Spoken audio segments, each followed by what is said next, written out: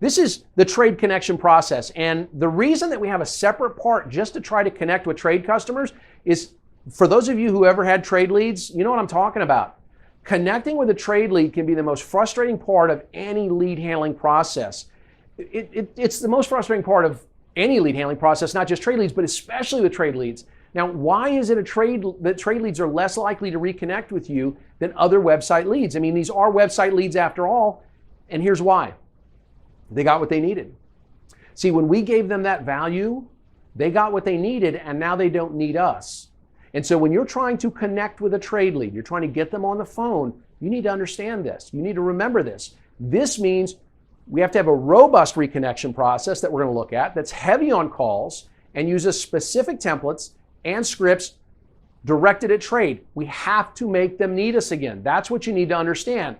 It's not enough just to call them up and say, and leave them a voicemail saying, hey, I see you got your trade information. Please call me back if you have any questions. They don't have any questions. They owe $8,000 on their car. You just sent them something via email that says we're going to give you $6,000. They're done with their questions, right? As if they were on your lot.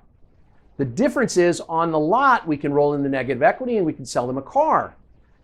So we have to look at our mindset. We have to change our mindset, right? Every trade lead is an offer to buy the prospect's car. That's all it is. They're not looking for more information. They weren't just seeing what their car was worth off our website, right? These are not leads. These are offers to buy. And then second thing that we need to focus on trade leads, right, is that vehicle of interest. We get the trade lead, right? They've got a 13 Camry, and then we get the vehicle of interest, a 2017 Avalon. We need to disregard the vehicle of interest. I'm going to say that again. Disregard the vehicle of interest. When you're trying to connect with someone, don't even talk about the vehicle of interest. Act as if you don't even know it. It doesn't exist. See, trade forms ask for a vehicle of interest kind of as an afterthought. They really do. The reason that a lot of the trade companies ask for a vehicle of interest is because as dealers, you've said, wait, I don't know, how do I contact this guy? What kind of car does he want? We need to remember the vehicle of interest is an afterthought. Disregard it. If they're really interested in that 17 Avalon, they're going to tell you. They're going to tell you as you try to reconnect with them on buying their Camry. But if they're not, and you focus on it, if you focus your communication to them on the 17 Avalon, they're never going to reconnect. You have one goal when you get a trade lead. What is it? It's to reconnect. That's your only goal. Okay, so let's reconnect, all right? Let's talk about our one goal strategy. Our one goal strategy is to reconnect, not to sell. Now, you want to be fast and you want to be first. A company called CraftJack found that dealers who connect first with a prospect are 238% more likely to sell them a car than the one who connected second. Isn't that gigantic? So you need to be first. You have to be fast with your response to them if you want to reconnect. But number two is your response should be call heavy. Let's take a look at this chart from Velocify. Velocify did a study and they found that it takes 6 calls to pretty much reach everybody you're going to reach. What this chart shows us is that if you only make one call, you're only going to reach 48% of the people who are willing to reconnect with us. But by the 6th call, you're going to reconnect with 93% of those who are willing to reconnect. So what they're telling us here, 6 calls is enough. Yeah, you heard it from me first. Don't make more than 6 calls. Listen, if I could get every dealer that I work with for their team to actually make 6 calls, I'd be a hero. They'd be selling so many cars, it'd be crazy. You also want, when you're reconnecting, you want to have short text-only emails. And when you're sending text messages to the customer, to the prospect, when you're sending them text messages, you want to have request to text, and you want to do it through the CRM. You do not want to text the customer directly from your own phone. Now, if you're a salesperson on this seminar today, you're saying to yourself, no, Steve, I love just using my phone and texting them right away. Let's talk about texting outside the CRM. Now, I'm not a lawyer, as you know, but I want you to look at the pitfalls of the free texting. I need you, if you have any control in your dealership, to purchase the texting module from your CRM company because it's not too expensive. I've seen what they cost and they're all worth it. So, and I don't know in motorcycles, but I do know in autos, that texting tool is worth it. And here's why. The TCPA, the Telephone Consumer Protection Act, which covers texting, will apply a $1,500 fine per offending text. So let's say you have 15 salespeople who work for you, and they send 15 texts a day to prospects from their mobile devices without permission. In 5 days, believe it or not, that's 1,125 offending text messages. At $1,500 a pop, that's $1,687,500 fine for you from the TCP by violating the TCPA.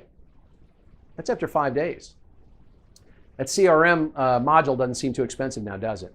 All right, let's talk about why the reconnection process with this prospect is difficult, because once we focus on why, once we understand why the reconnection process is difficult, we'll be able to reconnect with a greater percentage of people who've submitted a trade lead. The main reason that the reconnection process is difficult is they got that low value, right? Or low range, at least low in their mind. See, they owe $8,000 for their car. We just told them we're going to give them $6,000, okay? If they were in store, we would, as I said earlier, we'd roll in the negative equity, right? We wouldn't hand them their keys back and say, come back after you pay off $2,000 more on your car. No. In fact, if somebody came in today and was only $2,000 upside down on their current car, a lot of us would just cry, wouldn't we? We'd be like, yeah, you're the most qualified person we've had all month.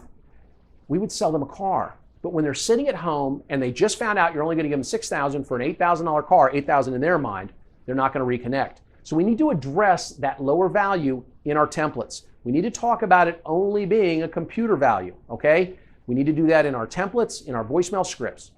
The second reason why we're not connecting with trade leads is we're focused on selling the vehicle of interest instead of getting them on the phone.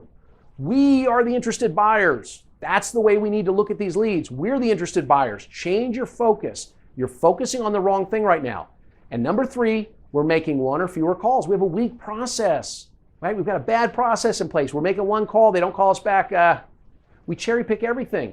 See, if it was easy, anybody could do this. You've got to make those 6 calls. You've got to make those 6 calls, and you've got to use the right voice messages.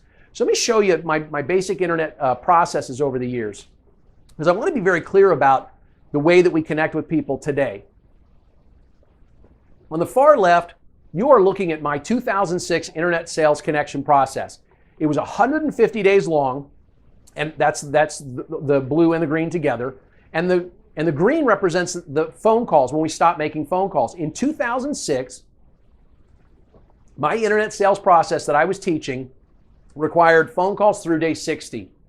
5 years later, we dropped it to a 120-day process with calls required through day 30. In 2016, this year, we've dropped our process again. Now we're saying the internet sales process shouldn't go longer than 90 days. This is trying to reconnect with someone, by the way. The internet sales process shouldn't go longer than 90 days, and we're going to require calls only through day 23. But in 2017, and right now it's what I teach, but for you, for next year, for right now, your trade-in lead process shouldn't be longer than 30 days, and you shouldn't be making calls beyond day 11. And the reason is there's no ROI in those calls, right? You saw the Velocify data. After 6 calls, we've already connected with 93% rather of the people who are willing to connect with us. If you're making 20 calls to internet sales prospects, you're wasting your time. Get more leads and make 6 calls to each one of them, rather than have few leads that you're making 20, 25 calls to each person. Now, all of my processes include this. Day 1, we always send an auto response. I'm not going to argue with you about it. We send an auto response. We're going to look at one in just a second. Oh, and by the way, if you want my 2017 trade process, if you want every template, every email, every voicemail script, if you want that entire 30-day process, stay tuned till the end of the session. I'm going to tell you exactly where to find it on our site. We've hidden it. No, not sort of. It's on our site, and I'll show you where to find it. All right. So this is my process for all of my processes on day 1. They're all the same. Auto response. I send an auto response, and we're going to look at that in just a second. And then we're going to look at that. We're going to make phone calls. We're going to make up to 3 phone calls the first day, depending on what time the lead arrived. Now, this doesn't matter if it's a trade lead or a sales lead. People are hottest on their first day. I can't wait for them to get buyer's remorse before they've ever bought, right? So I'm going to try up to 3 times if the lead came in early enough. And I'm only going to send 1 personal email to all non-connected prospects. So if I haven't connected with someone, I'm sending the first personal email on day 1, and after that, all emails are automated.